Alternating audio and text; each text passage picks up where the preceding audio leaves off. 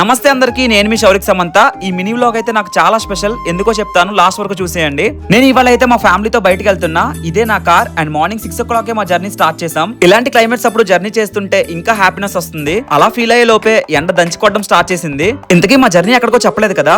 మేమైతే సింహాచలం వచ్చాం. సింహాచలం కొండ మీదకి వెళ్ళేటప్పుడు ఈ రోడ్ మీద ట్రావెల్ చేస్తుంటే మనకు తెలియకుండానే ఒక ప్లెజెంట్ ఫీల్ లోకి వెళ్ళిపోతాం. ఫైనల్ గా మేము సింహాచలం కొండ మీదకి రీచ్ అయిపోయాం. మేము లైన్ లోకి వెళ్ళేసరికి ఆల్మోస్ట్ టైం 7:30 అయిపోయింది. మేము దర్శనానికి వెళ్తున్నప్పుడు క్రౌడ్ అయితే ఎక్కువ మంది లేరు, కానీ బయటకు వచ్చేసరికి చూసారా దర్శనం లైన్ ఎంత వరకు వచ్చేసిందో. మా లక్ బాగుండడం వల్ల మా దర్శనం 1 hour లోనే కంప్లీట్ అయిపోయింది. ఈసారి కూడా ఆ సింహాద్రప్పన్న స్వామి దర్శనం మాత్రం చాలా బాగుంది.